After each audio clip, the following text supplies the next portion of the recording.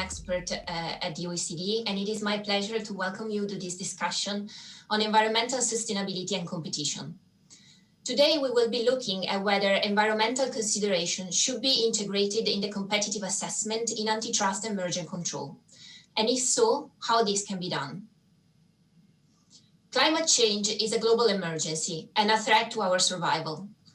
The UN's IPCC report on global warming suggests that we have now less than 10 years to take drastic action to avoid climate catastrophe. Mountain glaciers are retreating, oceans have become warmer, and the sea level continues to rise. And air pollution also claims a tragic toll, nearly 4 times as many lives every year as those that have fallen so far due to COVID-19. But there is a path for action. Clean fuels, renewable energy, and curbing emissions across all sectors can help reverse this trend. And while the transition may be expensive, it is an economically sound choice. Targeted policy measures like carbon taxation and subsidies to clean technology will likely play a big role in the fight against climate change. But these measures may take time to be fully effective, and alone, they may not be sufficient. For instance, the massive amount of resources deployed by the COVID-19 rescue packages provide an extraordinary opportunity to build back better. But so far, only 12% of them worldwide are for low carbon initiatives. Additionally, regulation is often difficult and slow to adopt and adapt. The urgency of this situation and the limits of regulation suggest that a multidimensional policy approach may be needed. Some argue that competition should not be used to further policy goals other than economic efficiency, and that sustainability should be considered only as a public policy interest outside competition.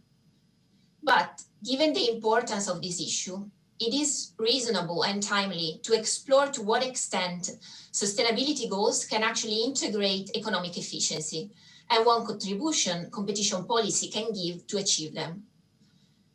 There is a wide consensus that innovation will be key to drive the green transition and that competition promotes innovation. As stated by European Commission's Executive Vice President Vestager, we need a competition policy that allows us to get the most of the innovative drive from the industry. So how can we best harness private initiatives to encourage green innovation in competitive markets? A recent study by Professor Aguillon and others shows that when consumers care about the environment, competition on green innovation in the automotive sector can have the same effect of a 40% increase in fuel prices. This is like a tax on fuel, but without the street protests. And more specifically, in many cases, enforcing competition law and advancing sustainability may be compatible goals. Sustainability can, for instance, be considered as a quality or innovation dimension on which firms compete. And in this sense, it can inform sustainability theories of harm, like in the case of agreements not to advertise the environmental performance of a product or sustainability killer acquisitions. And conversely, sustainability enhancing innovations may be taken into account as efficiencies. So when the interplay between the supply and demand works well and consumers care about the environment, more competition equals more sustainability. But there are issues to be taken into account. What happens, for instance, when consumers are uninformed or their worries about the environment are not fully reflected in their purchase decisions? And what is the cost of uncertainty for businesses? In some cases, the mere risk of facing enforcement might disincentivize companies to even consider green collaborations. One example would be that of a joint initiative whereby competitors agree to phase out a cheaper and less sustainable product. This, of course, may harm consumers who will pay a higher price for the alternative, but could also be efficient if its lower environmental impact is considered. Legal certainty as regards the evaluation of efficiency would help minimize this chilling effect. Now, given the importance and complexity of all these issues, we have recently seen a rekindled public debate and a rekindled interest of competition authorities in providing guidance to businesses on green initiatives. The OECD Competition Committee has also been and will continue to be very active on this subject. Because competition authorities are faced with challenging questions and questions that are pretty much at the frontier of competition policy and economics today. First, what do we mean by the consumer welfare standard? Can we take into account environmental efficiencies when they benefit consumers other than those harmed by the conduct or transaction? Second, how do we correctly take into account sustainable quality, choice, and innovation, harm and efficiencies? And how can we balance these effects against price effects? And finally, should competition authorities adjust their analysis in those markets where consumers' demand does not respond to sustainability improvements and innovation? Should we consider behavioral biases in the assessment? And if so, how? Over the next hour or so, we will be exploring these questions with an excellent lineup of speakers that I will now introduce in the order of their initial remarks. We start with Pierre Régibeau, who is a chief economist at DG Comp and was previously in academia and vice president at CRA. Pierre has been guiding the economic thinking at the European Commission on this issue, including in recent cases. We will then have Nicole Kar, who is partner and head of the UK competition practice at the law firm Linklaters. Nicole leads the work that Linklaters has been doing on sustainability, including a survey on companies' perception of competition as a hurdle to green collaboration. Maarten Pieter Schinkel is professor of competition economics and regulation at the University of Amsterdam, and he also regularly acts as an economic expert in antitrust cases. Maarten Pieter contributed to the sustainability discussion with important research on the negative effects of green cartels on companies' incentives to compete. And finally, we have Jorge Padilla, who is senior managing director and head of Compact's Lexicon. Jorge also teaches competition economics in Barcelona and Toulouse, and will help us today to understand whether the current competition tools are fit for factoring in sustainability. Now, I will ask a question to each one of our speakers to help frame the discussion. We will then have a follow-up discussion before taking questions from the audience. So I invite you all to start putting your question in the chat box on the right of your screen. First, Pierre, would you like to kick off our discussion by telling us about what you see is the role of competition versus other instruments in this area? And what are the difficulties in taking into account environmental considerations in the antitrust assessment? Thank you for having me here. The first thing to remember when we talk about what we can do is that probably the best thing we can do is ensure that the markets remain somewhat competitive. And there are two reasons for that. One is that competitive markets, as people in feedback have shown, make other tools more effective. It's fairly easy to understand. If you use these taxes and subsidies, you're trying to modify behavior through price signals. And if the price is already way distorted by market power, it's harder to do this effectively than if the price are reasonably competitive and already more or less reflect at least the private cost correctly.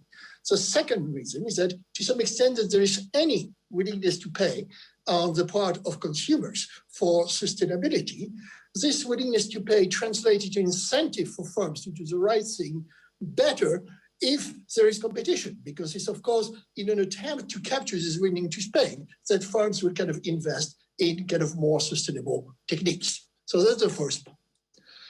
In terms of competition policy, it doesn't mean that we cannot help.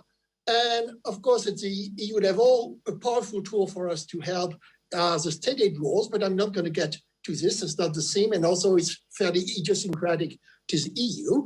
So we are left with antitrust and merger.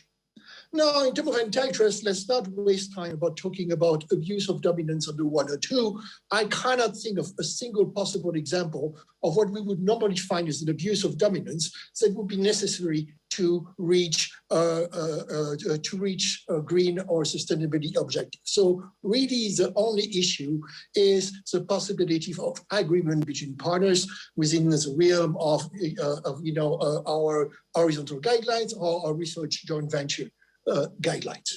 Now, from that point of view, of course, clearly, if the reason people want to collaborate is that there are huge fixed costs or synergies in developing the technologies, there's nothing specific to sustainability there. So the guideline kind of provide a framework for you to do that. Now, it might be that we need to clarify this, the precise application of this guideline to the case of sustainability, the precise kind of efficiencies we would take into account at that level, but I'm talking really about production R&D efficiencies. So there is absolutely no problem with this point. Something that is a little bit specific, I told you that you need competition to turn willingness to pay to incentive to act. Well, that only works if consumers are well informed, i.e. if consumers know what is sustainable or not. And that raises the issue of labeling. And clearly, if collaboration is needed to achieve some labeling which is not so balkanized that the consumers can no longer kind of make a rational choice, that's something that we should encourage. And from this point of view, while there might be some similarities between encouraging labeling and standard setting, there are also some differences. For example, in standard setting, it's kind of important that everybody, that those organizations be open because there's a benefit to everybody being on the same standard.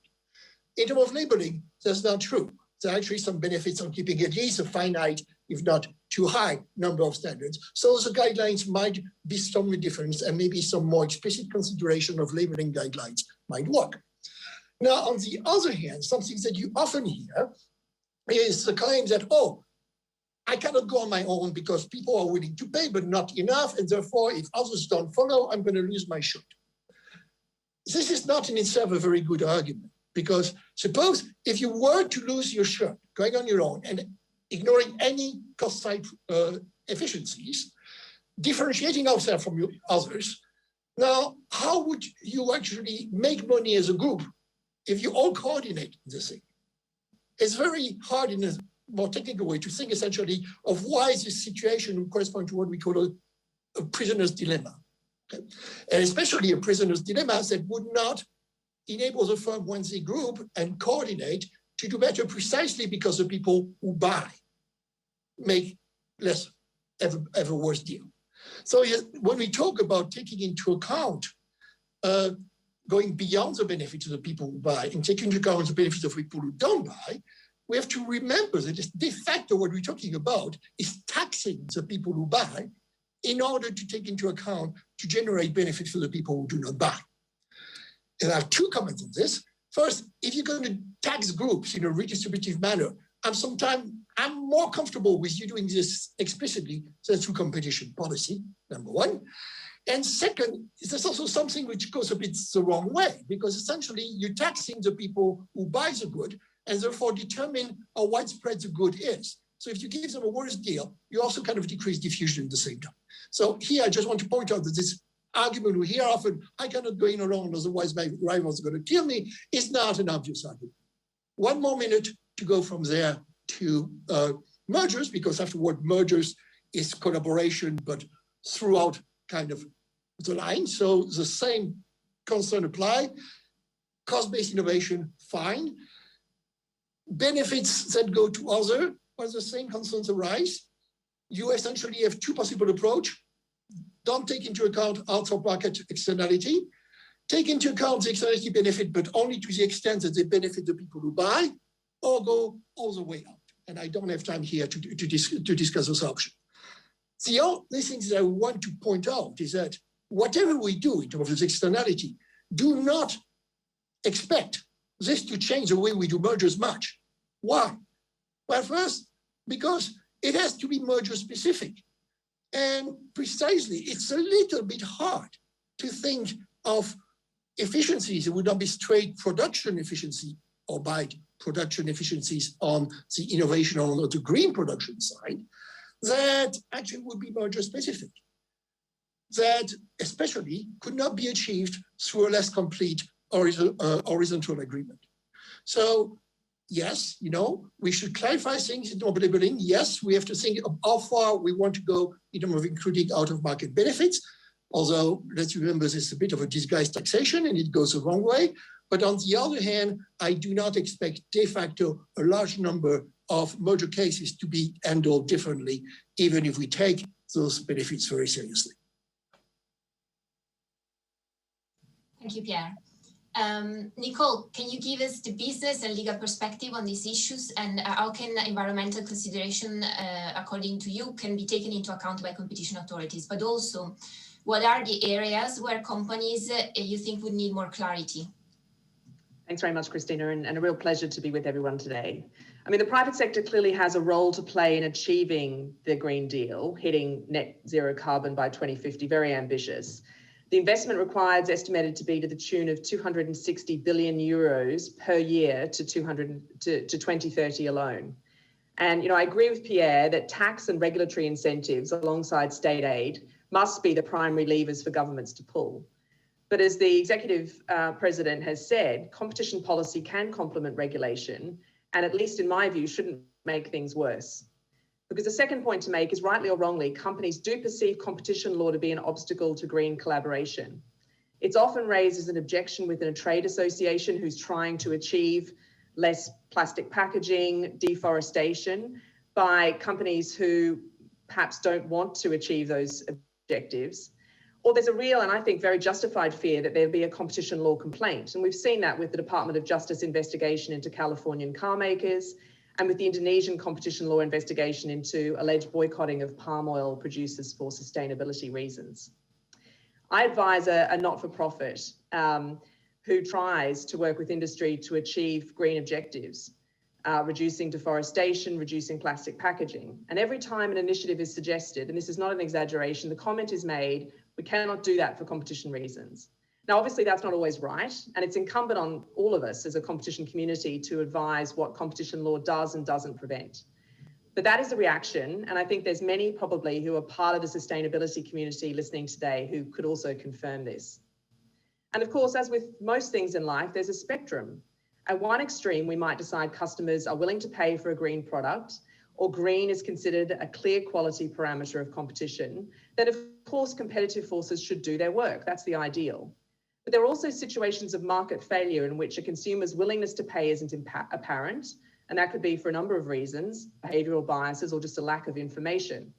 Unilever offered customers a concentrated deodorant product recently using innovative technology that reduced the packaging and transport emissions. But take-up by customers was really poor because customers didn't understand that they were receiving the same amount of deodorant just in a smaller form. And there's supply-side market failure as well, which can arise like a first-mover disadvantage, and we can talk about how commonly that arises. I'm sure Maarten will have something to say there. Or free rider issues of the kind Pierre was talking about. We can talk about some concrete examples.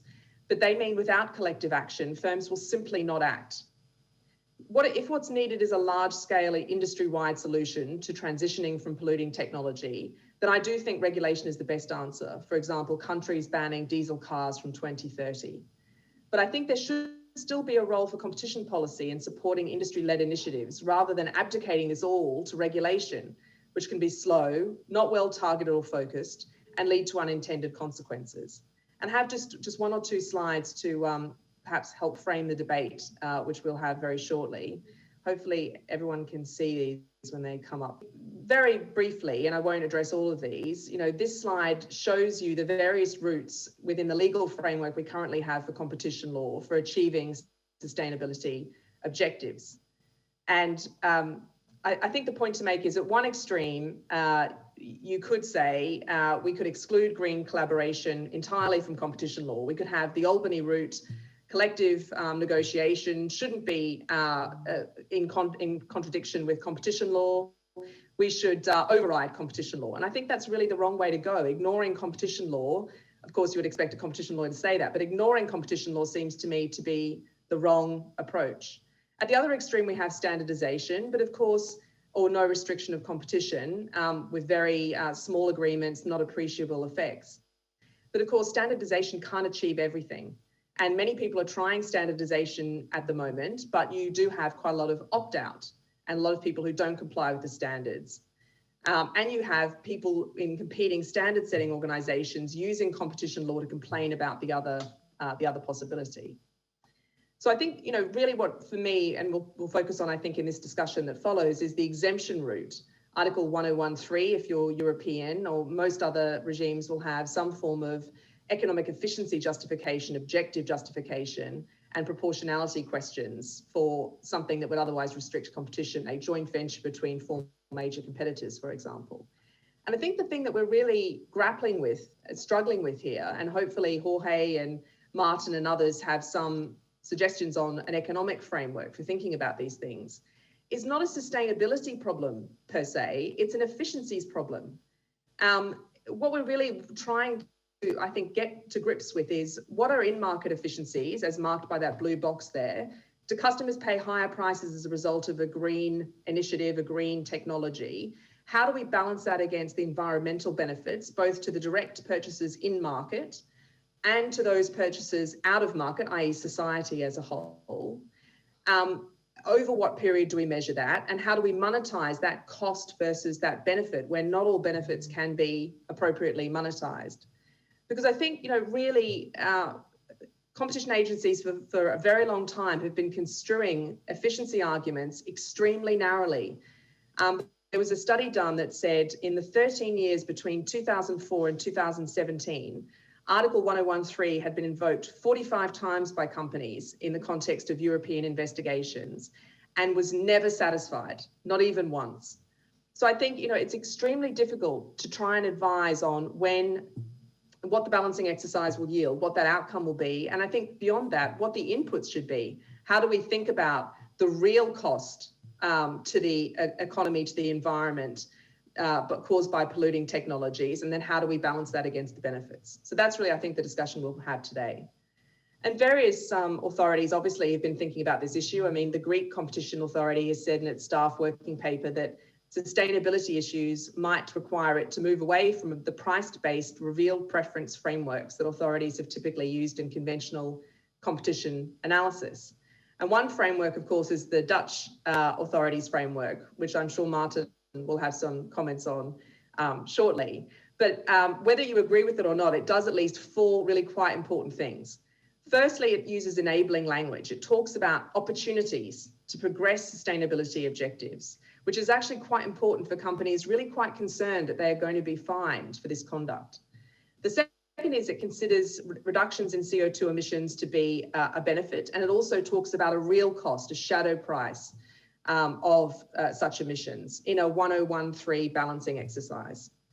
Thirdly, it does provide some guidance to companies. I mean, obviously, we're always pushing for a bit more guidance on the actual analysis that the authority expects to see. But it does provide some guidance that in some circumstances, perhaps a qualitative analysis and assessment of the benefits might be sufficient, particularly in the case of, for example, agreements where the combined market shares of the parties to the agreement are less than 30%. And then finally, and I think this is crucial, it has a statement of enforcement policy. If companies pursue bona fide sustainability initiatives, publish those openly and modify them upon objection, then they will not be fined. And that's absolutely critical, I think. There's a really strong deterrent at the moment to industry to collaborate on sustainability projects. And of course, we must be very vigilant to the possibility of green cartels. I mean, there have been green cartels, as we've seen in automotive emissions, allegedly, and also in relation to consumer detergents. So we absolutely should not give companies a free pass. They should absolutely work hard to explain why an initiative is required, why there is no demonstrable evidence of willingness to pay, or there could be a demand-side market failure. But what I think we really, really require is some form of toolkit and comfort that companies can proceed with legitimate initiatives and it will not fall foul of competition law. And whether that's introducing comfort letters, I mean, we've seen comfort letters used in the COVID crisis, I think, to very good effect after a long period of not having that mechanic available to companies. A sustainability sandbox, that's worked actually very well in the UK in the fintech space, or simply some guidance, as Pierre mentioned, on how competition authorities will think about these issues and what qualifies and what doesn't. That would help us tackle, I think, some of the questions that we're talking about today. Thanks very much, Cristina. Thank you, Nicole. I'm sure Pieter has a lot to say about this. So do you see a risk in integrating environmental considerations in the competition assessment, as Nicole suggests? And do you see any role at all for competition authorities in this area? Thank you very much, Cristina, and thanks everybody. Hello. It's a great honor again to be on this distinguished panel talking about this very interesting subject that has kept me busy and academically interested, because it is a very exciting subject for quite some years now, actually. It's a beautiful combinations of industrial organization and public economics And so there's a lot to learn actually from public economics in a domain where it is not typically, has not typically been applied. And of course, the subject is very important because it's very, very important that we clean up our planet, that we change our production ways to more sustainable ways. And I'm a big supporter of the Green Deal and the Commission's activities in that domain. So, but the problem is that what's on the table, so the subject that I've been studying, because the Dutch Competition Authority is a forerunner in this domain, that gave me a head start in a way, because I was forced to think about this a number of years ago already when we saw cases like the chicken of tomorrow and the National Energy Agreement in the Netherlands, where horizontal agreements end with anti-competitive effects for very little sustainability advance, in fact, were proposed by parties. So large price increases, little sustainability benefits, and then the competition authority said no in those cases. And I started thinking why, and I recognized actually that the fundamental underlying premise of the green antitrust movement is wrong. So what Nicole is suggesting, Nicole is one of the great proponents of this, and she's very vocal and eloquent in this respect and convincing also in some of her examples. But the problem is that the underlying presumption of the green antitrust movement is the idea that somehow there's, we know from public economics, there's a conflict, there can be conflict between competition and sustainability matters. Right? So externalities are a big issue, very important and also well understood in public economics. So there can be conflict between competition and sustainability, but the solution is not to reduce competition. That's where I think there's a fundamental mistake in the thinking of the movement. The literature so far, and Cristina already mentioned Aguillon's recent great paper on this. I did a little bit of modest research myself also in the theory domain. If you look at the literature, it's a small literature, but it's a growing literature, and it overwhelmingly shows that competition is a driver for green and not horizontal agreements. And that's essentially because if companies get together and start agreeing on these matters, they have all the incentives to try to actually minimize the cost of sustainability efforts.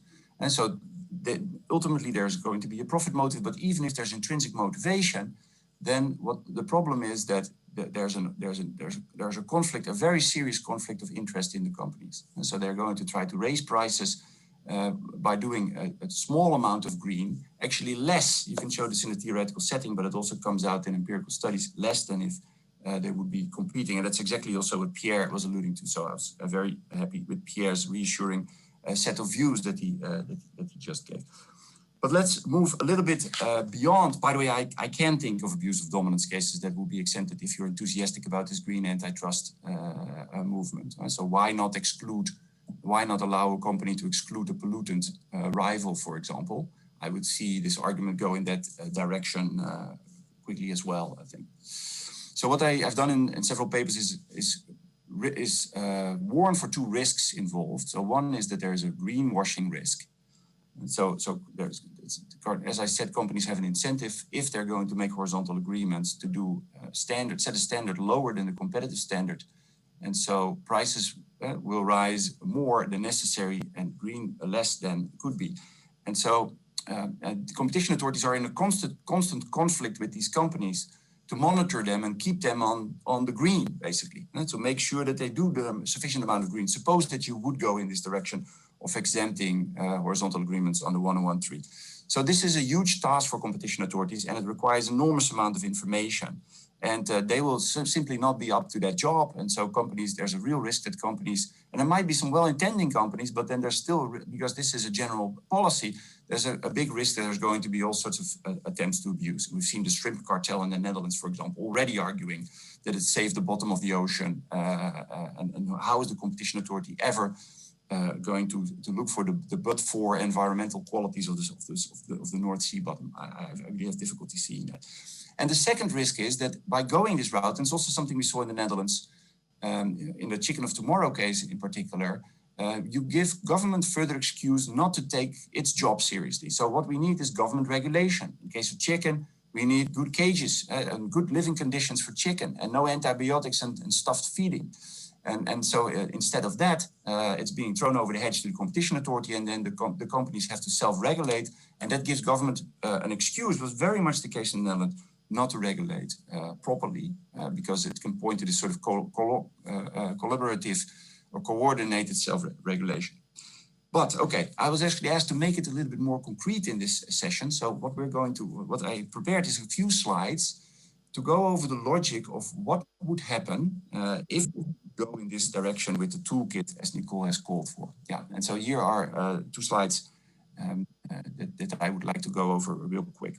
So it has been recognized that maybe if we are going to do the balancing and the compensation of consumers in the relevant market, that then that falls short. That was the case in the coal case in the Netherlands and Chicken of Tomorrow. So now there's this call for taking out-of-market efficiencies into account, which makes sense because the benefits, the projected benefits, I'm not such a big believer that they will be materializing, but the projected benefits are, particularly also because we're talking about externalities, are outside the relevant market. So it's for people that do not consume the product, but do benefit from the clean air, for example, or the fact that animals aren't tortured. So if we could somehow monetize these externalities, take them into account in the balancing act under 1013, then easily and more easily exempt a horizontal agreement that wouldn't just compensate the consumers for the relevant market. So whether you call this out of market efficiencies or somehow something went wrong with my, can you read the slides? No, I'll keep talking. So, or you call it less than full compensation. So giving consumers a fair share. Could you go one back up, please? Doesn't look good.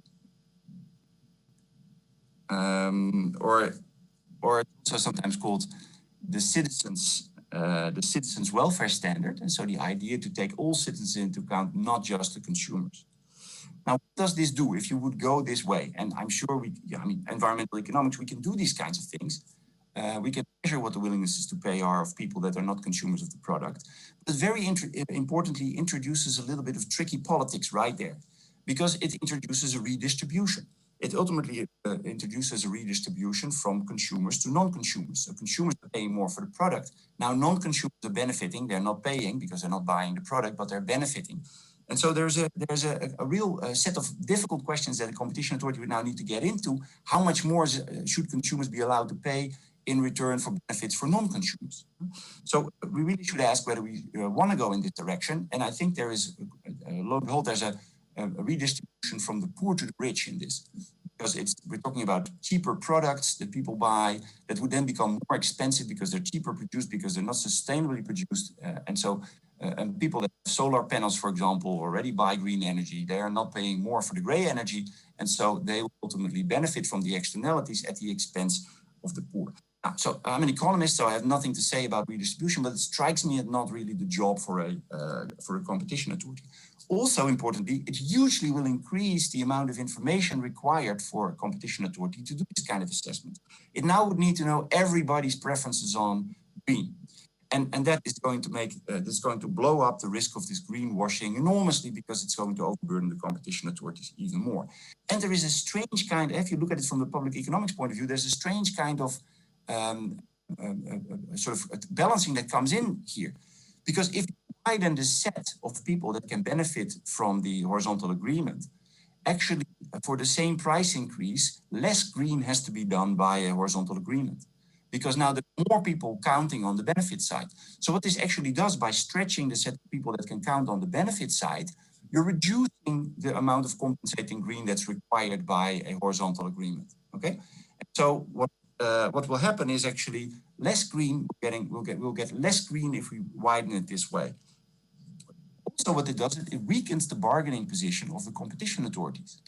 Importantly, so it's now going to be really very easy to accept, almost impossible to say no, because you can always think of some users somewhere else in the world, or non-users, sorry, somewhere else in the world that are benefiting from this horizontal agreement.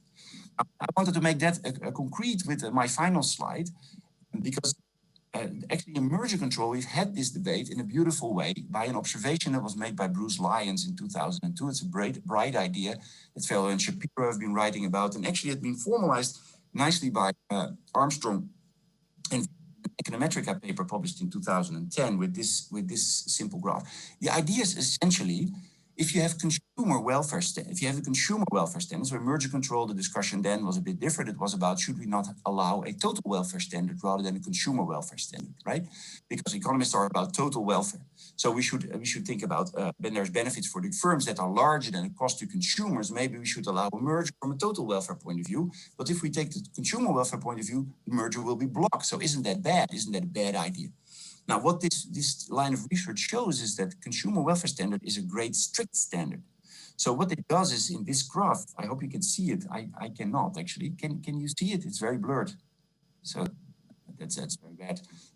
Okay, so so what's going on is that the upper part above the horizontal line in this graph. Oh, we just now. They're trying to show it anymore though. Okay, now maybe shall I, because without the graph it's very hard to talk about it. So maybe I should, and I'm over time anyway. So why don't I explain this maybe in my second term? Okay, let's pause it for a second while we try to make the slides more visible. But there's plenty of questions that I wanted to ask you. You mentioned, Maarten, Pieter, that like regulation would be anyway better. This is the job of the government. We don't want also to disincentivize government to take action by stealing their job. But does the government has the competencies and the knowledge of the specific market to actually understand how to intervene? And is it possible in a reasonable time frame, which is the one that we need, reasonably quick? So that's a very good question. And I think industry absolutely has better information about how to regulate. So rather than lobbying the competition authority for allowing horizontal agreements, I think the industry should lobby the government for proper regulation. And so absolutely it would be great if we can tap into the industry knowledge for doing this. But I think it's a mistake to think that this will be quicker or better than government regulation. However fallible and imperfect government regulation is, this is not a better substitute. I mean, there's plenty of examples of industries trying to self-regulate and set standards, for example, on return money on bottles, or sugar in foods or soft drinks, and it takes forever to do this self-regulation. So I don't see why that self-regulation would somehow be speedier, as you also said in your initial remarks. I think that's very debatable. Okay. Jorge, let's assume we want to do this. How do we consider environmental harm and efficiencies in competition cases? And do you agree with Maarten, Pieter? Do you see the same challenges? Do you see additional ones? Okay, as it is often the case, nothing is easy when you try to do measurement. Yeah, I'm going to consider a hypothetical agreement. I'm not going to get into kind of the more philosophical questions that we have been debating thus far. So I'm going to become very practical. So let's say that you have two firms, A and B, that agree to adopt a new technology which reduces their CO2 emissions, but raises their marginal costs of production. Now, I'm not asking, and I'm not going to ask here, why is it that they decided to cooperate? Could they have achieved the same outcome without cooperating? I'm not asking whether this agreement is privately profitable or not. We can debate that later. There is an agreement which brings a new technology which reduces CO2 emissions, but raises the marginal cost of production. I would say that because of the ultimate intent is to bring about these or achieve these environmental goals. I would dare to say, although I'm not a lawyer, that this is not a per se infringement. We need to see whether it's going to be an infringement by effects. Now, the fact that it raises the marginal cost of production means that we're going to observe high market prices, which, other things equals, is going to make consumers worse off in the relevant market. How much worse off? Well, I think that it depends on what is the change in marginal cost and the extent to which those marginal costs are passed on. And, I think that one of the challenges that we will face here is that somebody, and I think that the burden of proof on this one lies on the competition agencies, would have to estimate what is that increase in market prices and to what extent that increase in market prices makes consumers worse off.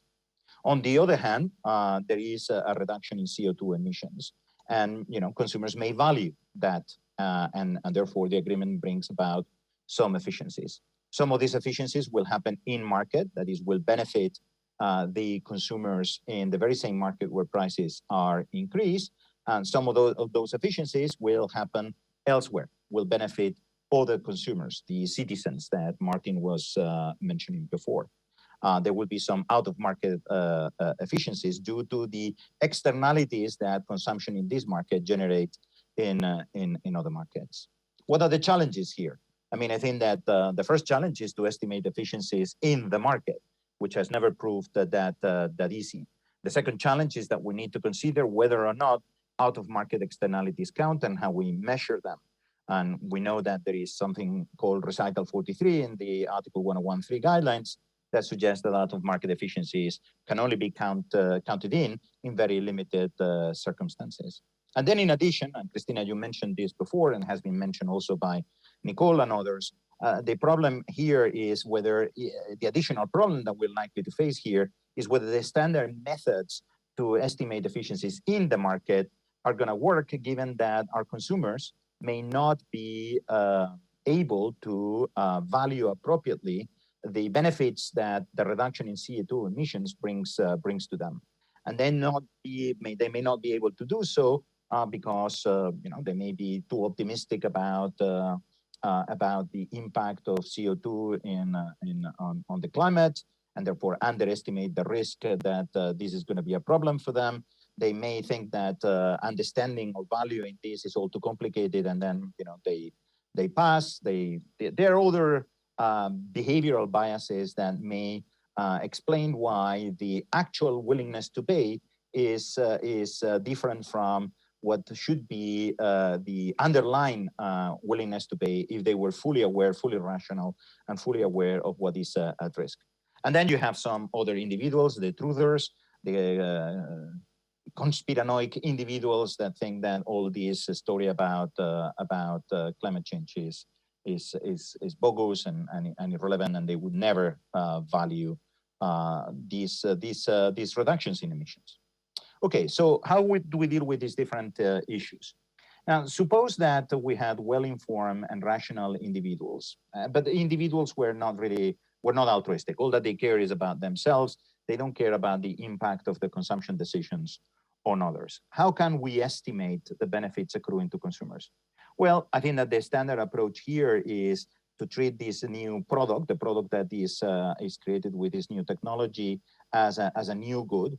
And then what we would have to try to do is ascertain how much is the willingness to pay, or the increase in the willingness to pay of consumers associated to the introduction to this product. Now, the one thing that we may observe is that there is a higher price, lower volume, and then we have a point which is given by this new price and this lower volume, a point that is outside the original demand function, which was the one that corresponded to the product with higher CO2 emissions. Then we can make assumptions, functional assumptions, etc., about the demand function to see what would be the demand function that will go through this new point that we observe in the market, the combination of price and quantity that we observe once the agreement is in place. And in that way, we could try to infer what is the willingness to pay, because that would be the shift in the demand function. This price and this quantity are can only be rationalized if demand has shifted upwards, because consumers value the new product, and this is the difference in the valuation. Now, the problem is that as soon as you have behavioral biases, this is not going to work, because, as I said before, we may have that reveal preference, that is what individuals do, the quantity that they buy for a given price doesn't correspond to their rational preferences, but it reflects their behavioral biases. And it may be that the true willingness to pay, if they were fully informed, etc., would be of this much bigger magnitude, and we only observe a willingness to pay of this sort because of the behavioral biases impose a downward bias in the willingness to pay. So we would have to take into account that. How do we do that? Well, one possibility would be to try to use choice modeling techniques, but not the standard fashion. I think that we would need to do a little bit more work in order to try to frame the choices in a way that corrects for those behavioral biases, which is obviously not easy, and it's obviously subject to potential manipulation and criticism. You know, in a recent exercise, I was using these techniques to estimate the willingness to accept for privacy, in a sense, you know, how much people would be how much people would demand in order for a social network to extract data or use that data to create super profiles, or how much they would be willing to accept or would require to be paid in order to accept low quality targeted advertising. And one of the problems that we face, again, is behavioral biases. And what we had to do before we confronted people with hypothetical choices so that they could choose among alternatives to try to understand what their willingness to pay or willingness to accept was to try to inform them. You know, remember, these social networks extract this type of data, they combine it in this particular way, it's used for this purpose and it's used for that purpose. Opt-out means this, opt-in means that. And then you had to do lots of information, and you realize that many people were actually really struggling in order to make these choices that then allow you to infer willingness to pay. The problem here is that as soon as you take into account or speak about bounded rationality, then anything that you do is going to involve a degree of paternalism. Because what you're saying is, you know, I don't trust on reveal preference, I don't trust what individuals do. That is likely to underestimate the value for them of this, for example, of this agreement. I need to use other ways of measuring what they are telling me is through their actions, reveal preference, or stated preferences if they have not been properly informed, is irrelevant. And that is, of course, a big challenge.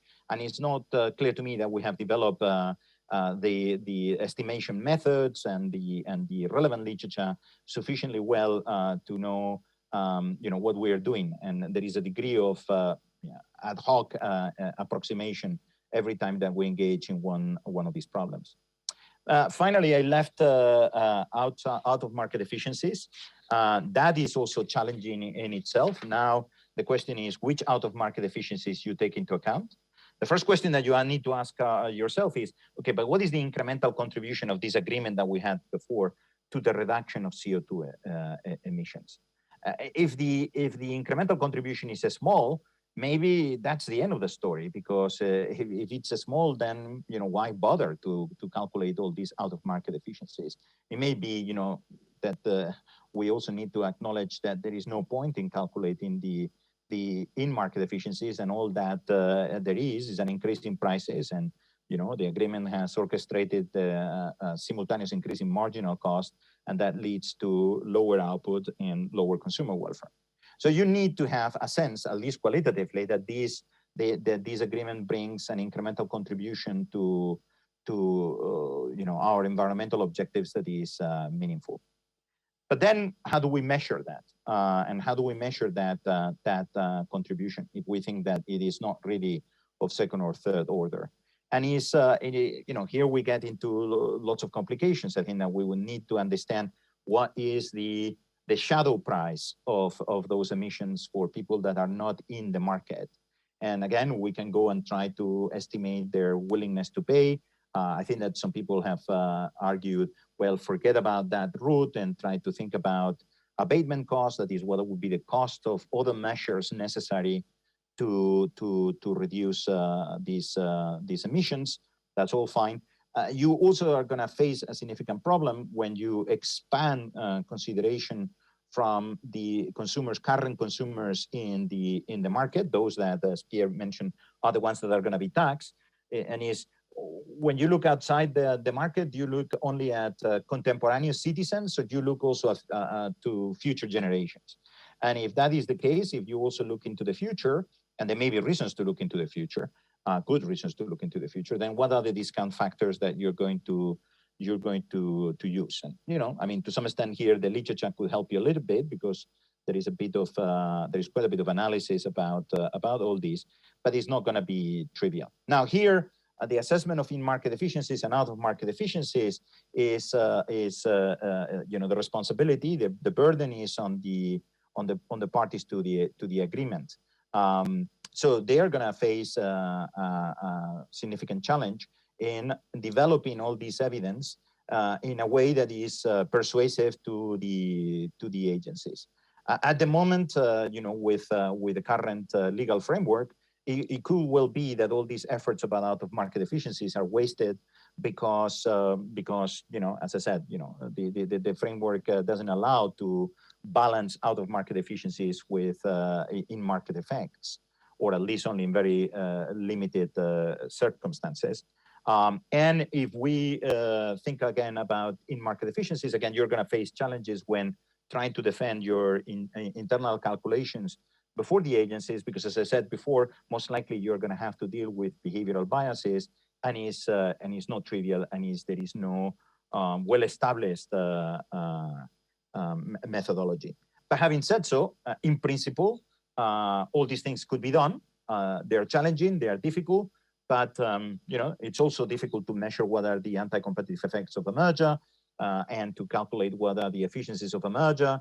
And it's also complicated to define markets. We are in the business of dealing with complicated issues. So I don't see why these things could not be done. I think that there would be challenges, but I encourage people to think about best practices and best ways of looking into this. And I leave for a second intervention the more philosophical discussion as to whether this is all a waste, because what we should have is kind of a per se policy that rejects these types of agreements, because we think that perhaps regulation is superior. Okay, yes, thank you very much, Jorge. I wanted to ask, following up on what you mentioned about, this risk of taking sort of superimposing in a paternalistic way the judgment of the competition authorities and substituting it for the preference of the consumers. Economists tend to believe that consumers' action reveals the true preferences, and Jorge mentioned, when this may not be the case. So I want to ask Maarten, Pieter, I'm thinking, for example, understanding the footprint of the carbon footprint of a product and its substitutes involves comparing the environmental costs of its production, its packaging, its transport, its distribution. It's complicated. I mean, can we really assume that consumers are going to be able to do this well? And even when they're very interested in protecting the environment, for many products, the information may be difficult to have, but also to weigh against other elements. And the elements that it's normally simpler to understand for us is price. So should not this be taken into account in the analysis? No, absolutely. It is difficult for people to understand the full context of the effects of their consumption. In the chicken of tomorrow case, for example, there was an issue of antibiotics resistance in chicken. I don't think chicken consumers understand that. But that's really not so important, because what matters is that if there is some willingness to pay, then competition is the driver of green products. And if there's no, then also none at all, then also coordination, as Pierre said, coordination is not likely to bring a whole lot. So the point is, or the question on the table is not, do people fully understand the willingness to pay? And do they fully have a willingness to pay for all the externalities that the products are causing, for example? That is not important. What matters is, what is the best driver for more sustainability investments?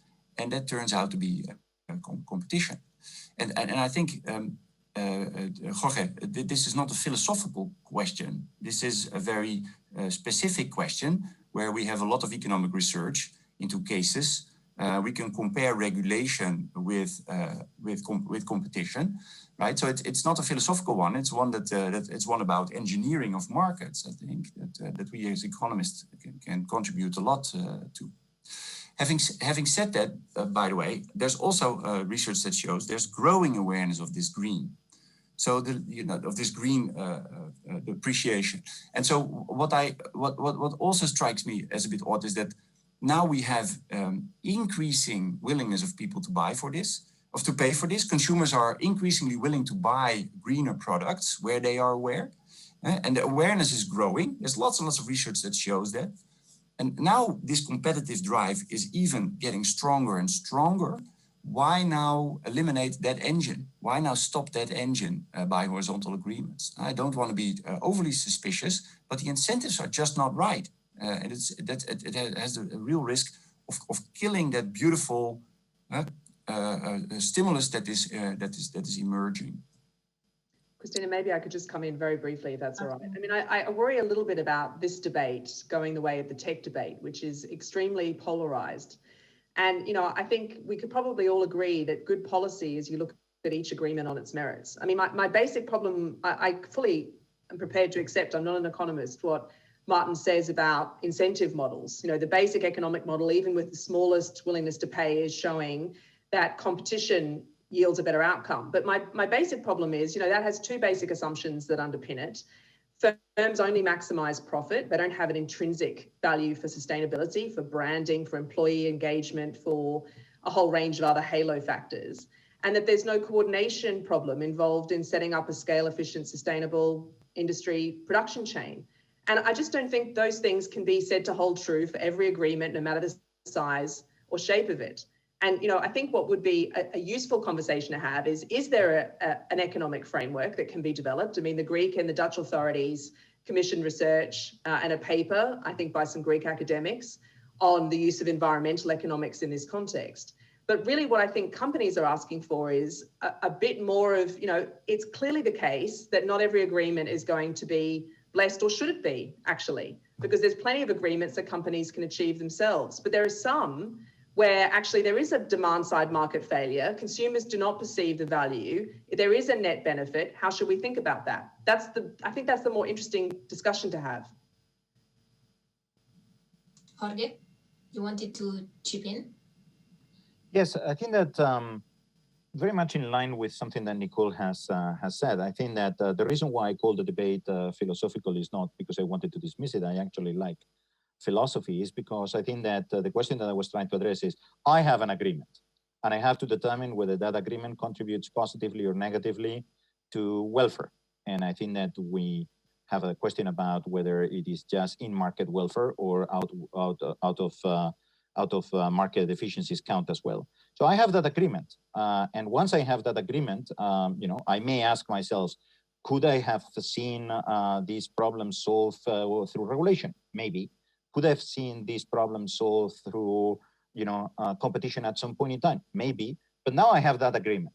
And the question that I'm asking myself is, if I do the calculations with all the difficulties that I have explained, and I find that the agreement brings more benefits than harm, that the harm caused by increased prices is less than the benefits, should I turn it down on the basis that competition is in principle preferable?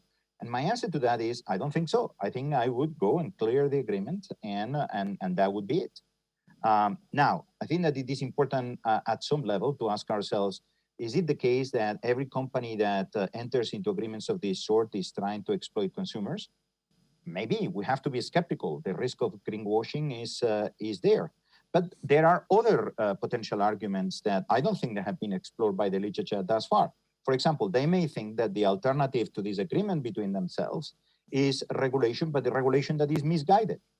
You know, these guys in my agreement were coordinating in creating a new technology that reduced emissions. And you could say, well, but this could have brought by regulation. Maybe the regulators, that being less informed about technologies than the companies themselves, could have chosen a technology that was inefficient.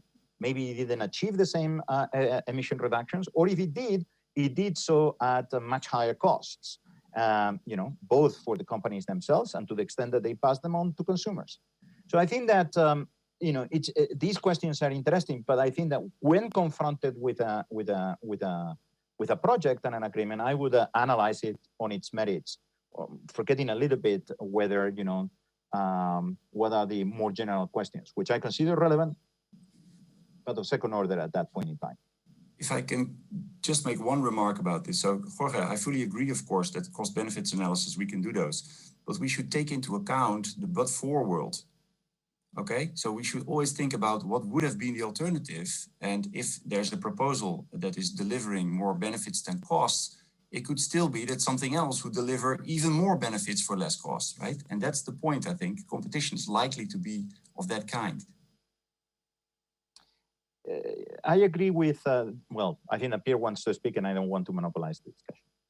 Okay, Pierre, and then Jorge. Yeah, I have a number of points I would want to make. The first one, intervening in the debate between Jorge and Maarten, is that clearly, yes, one has to consider the alternatives. That goes both ways. As Maarten says, it's not just because something as a net surplus from the point of view of environmental, when you take all the benefit into account, that we should clear it through competition policy. And also, one has to be careful in designing policy. An earlier version of the Dutch proposal, for example, was limited to sectors where the government had set a target, right? And anything that would contribute to this target would then be passed. But that policy clearly failed the but-for test. Do you let kind of bad ways of achieving these targets through competition policy crowd out maybe more efficient ways of reaching the same targets, right? So it's easy to make mistakes in designing those schemes. On the other hand, as Jorge points out, we should not always assume that the regulator is going to get it right, and therefore having an alternative, a world where you have regulation, where there's still room for private initiative, is clearly the better world that we can have. Now, the second point I want to come back to is that, as should be clear now, any kind of benefit from cooperation that does not just come from the cost side we can deal with, has to involve either some kind of redistribution from one group to the other, or some kind of quote-unquote paternalistic attitude, i.e. trying to fix behavioral bias. And I feel very, very uncomfortable having either of those two things done by competition policy bureaucrats. We don't have the expertise, we don't have the transparency, we don't have the visibility. The next point that I would like to make is precisely linked to both the information and the difficulty of measuring things. And the proposals that I have floated is that, as you know, we have labels, we have EU labels, we have energy efficiency labels, for example. I think there will be a large benefit for the Commission to work over a few years at just developing a sustainability label that would at least list, all kind of, heavy metals, pollutants, and so on that were put in nature during the processing process, trying to find a metric for that. That is clearly, I think, something that needs some investment and would help solve quite a few of the issues that have been raised.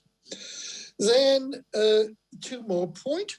There's a point about killer acquisition, and I think that's something that we have to be very aware of. I told you that you should not expect big changes in the merger practice for the reasons I gave you. Well, one big change actually might go the other way, that we are and will be especially vigilant with firms whose heart is not truly into sustainability, acquiring innovative firms in the sustainability field with maybe less than optimal incentive to develop them afterwards. Whether it's a full killer or partial killer, I think is something that we have to consider anyway. Then the last remark again, going to Nicole, I completely agree that there can be coordination issue because you have to set up complex distribution chains. But all of those, although in practice they may be hard to value, fit comfortably in my mind on the cost side of things, which nobody has ever said we would not consider. Can I, just quickly on this in 2 minutes for the economists, because it's coming in as a question from the audience. You're broadly in favor of taking into account sustainability theories of harm, but much more cautious about the consideration of efficiencies in merger control and cooperation agreements. Is this like asymmetry justified on competition on economic principles? And, can you explain that? Can you put that into context for our audience? Pierre. I don't think the audience perception is correct. If you think about mergers, for example, we seem to be quite willing to at least consider some environmental benefit whether we limit it to the environmental benefits that go to the people who buy or not is still an open question. On the other hand, and you know, we are, at least in principle, willing to consider efficiencies, generally speaking.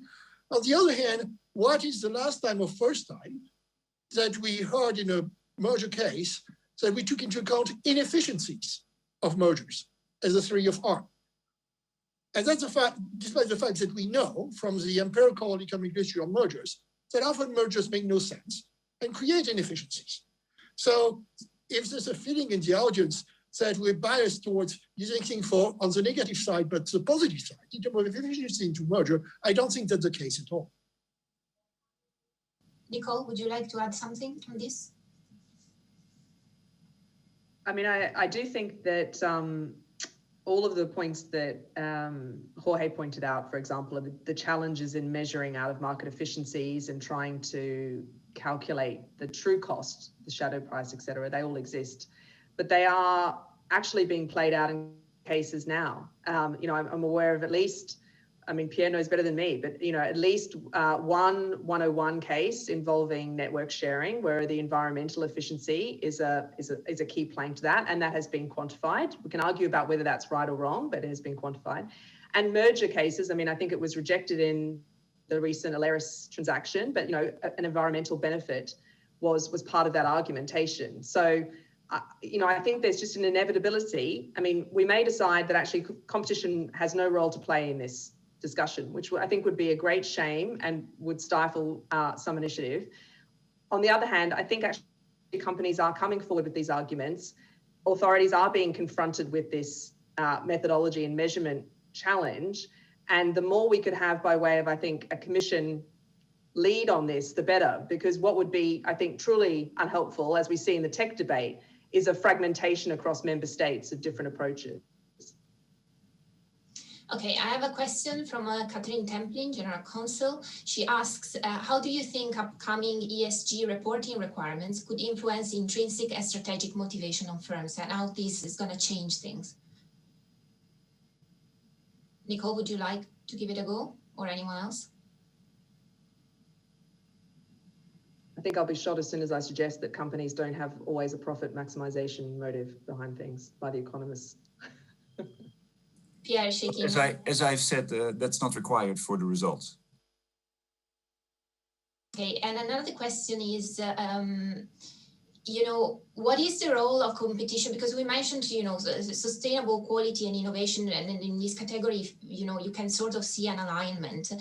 What is the role of competition in protecting choice? Because in some cases that you discussed, you know, a choice would be eliminated from the market. But a range of new choices may appear as a result of an innovative product being brought to the market, which otherwise might not. And we said, like, there's a complication in considering the counterfactual. But we saw in COVID-19 and the COVID-19 pandemic how important the resilience of supply chains and the diversity of supply are. Should not this be taken into account as well? And how do we do that?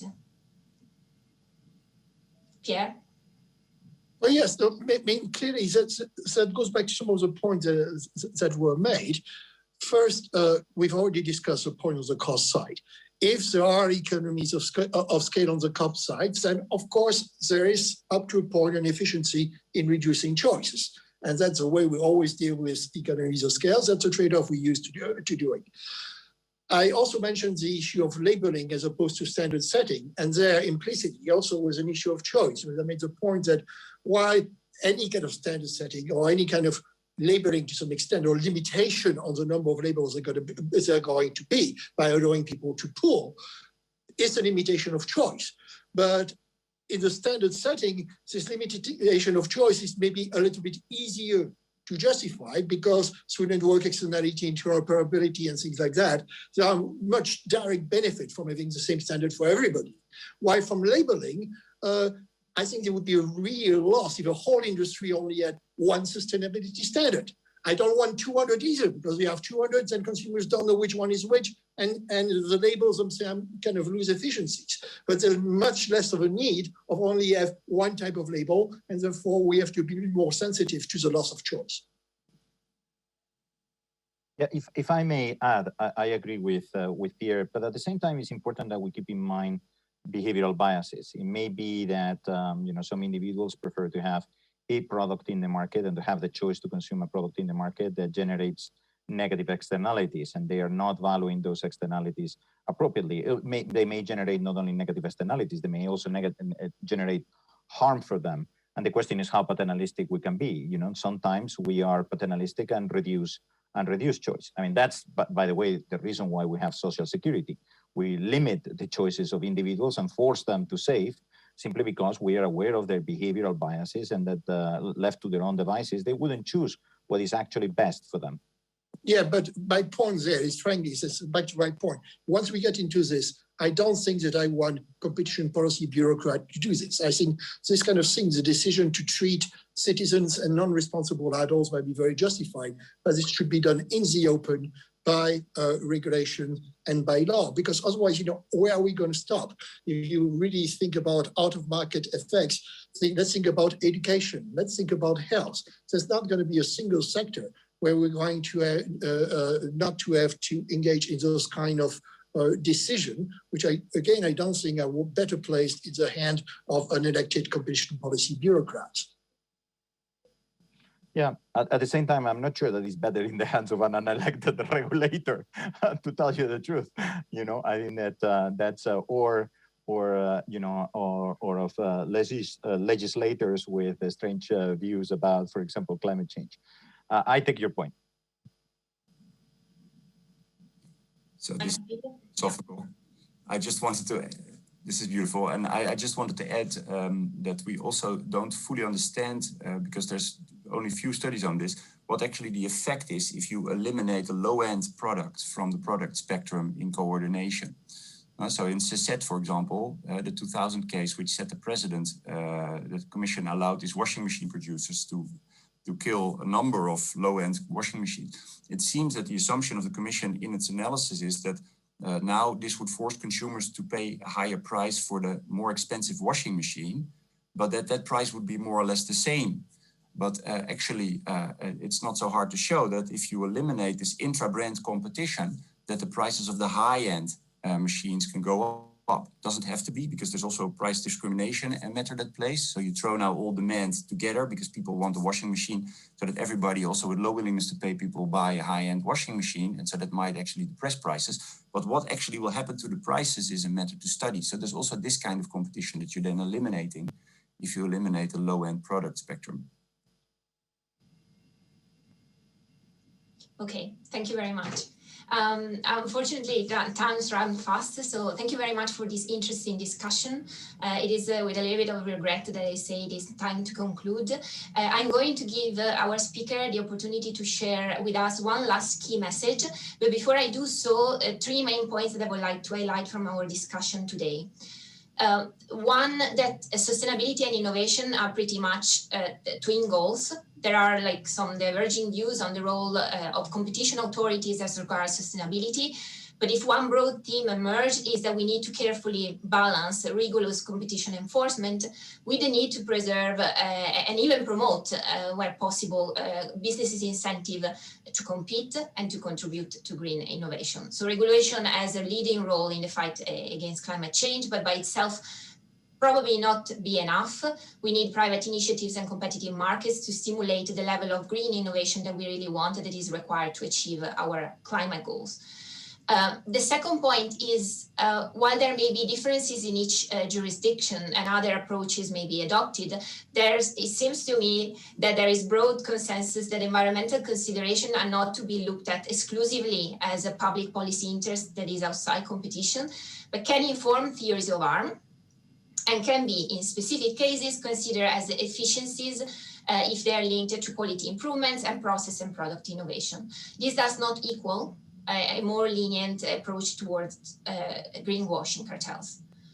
And the third point is, the integration of environmental considerations in the competition analysis may require interpreting and adapting the traditional tools, although, the framework is fit for purpose, but more clarity may be needed because questions arise regarding whether to consider behavioral biases in some cases, how to consider efficiencies and how to market efficiencies, how to interpret the requirement of the fair share of the benefits that was mentioned, and to balance non-price effects with the impact with an impact on environment.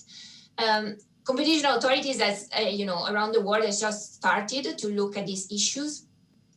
And, I think there's a little bit more to be done in relation in particular to efficiencies. We heard this, because also there's a need to show businesses that competition can enable them rather than just impede them from doing things.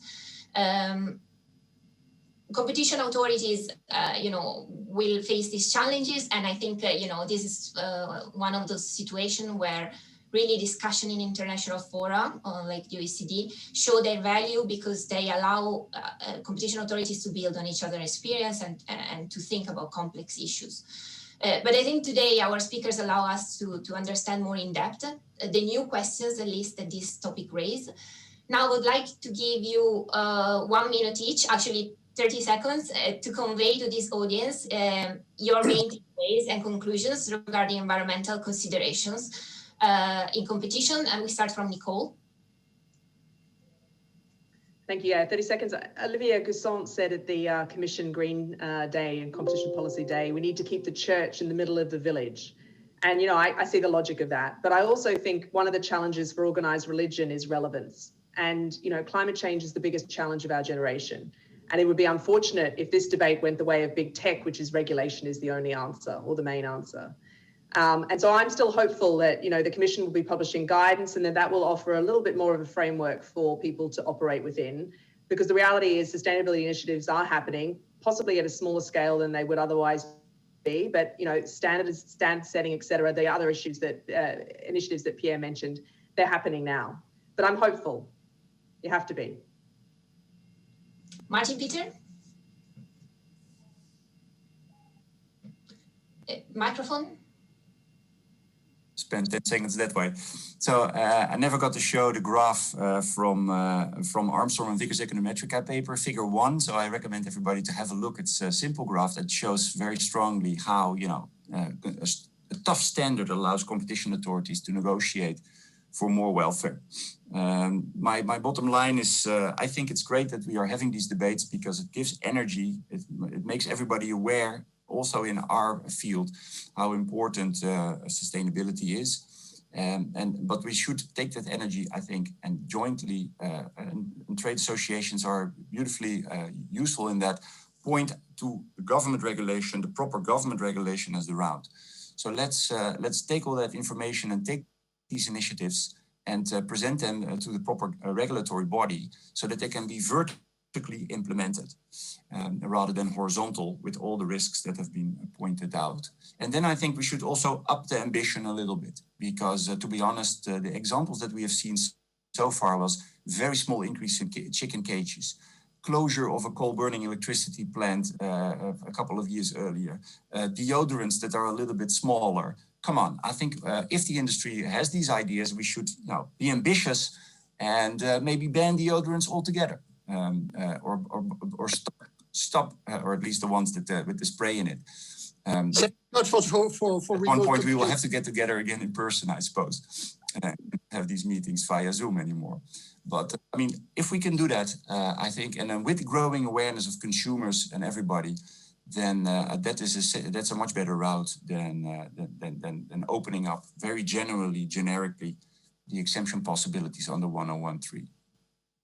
Thank you very much. And I'm told that so that your slides were blurred when you showed them. So what we'll do, we'll make them available on the platform just after this session. Pierre, your final message. So first, the best thing that we can do for sustainability is to keep market competitive. Second, it doesn't mean that we cannot do anything else. It certainly doesn't mean that regulation is the only answer for the rest. A mix of regulation and private initiative is important, and we can get a little bit out of the way of private initiative by decreasing uncertainty, by improving the guidelines on labeling, giving more guidance to what kind of efficiency, even if they're within markets that we would consider green, and how we would measure them. Hallelujah. The thing that is still really open a lot for discussion is out-of-market efficiencies. And some people on the legal side are very much against it. I, as an economist, I'm still open-minded about it. But I cannot really make up my mind before having looked in some details in how we would go about measuring this thing, and also what kind of limiting principles that we want to put at how far we go in this direction. Thank you very much. And Jorge, last but not least. Yes, thank you. So maybe a controversial question. Suppose that the couple of companies reach an agreement. Suppose that they hire clever econometricians and economists and are able to prove that the in-market efficiencies, paternalistic, but in-market efficiencies and out-of-market efficiencies exceed the anti-competitive effects. What should competition authorities do? Should they pay their chief economist and the team and instruct their case teams to think hard about potentially arcane bad force to dismiss and reject the efficiencies? Should they pay economists to try to find flaws in the methodologies? Should they, on the contrary, try to get the bird at hand and recognize that this is a positive agreement and go forward without any further discussion? It's a very complex question to leave us with. Okay, so we're really at the end. I would like to thank our amazing speakers, Nicole, Maarten, Pieter, Pierre, Jorge. Thank you very much for this great panel. It was an honor to have you. We will now take a short break. Please be back by 12:30, 12:30, for another exciting discussion on a digital ecosystem. Thank you very much.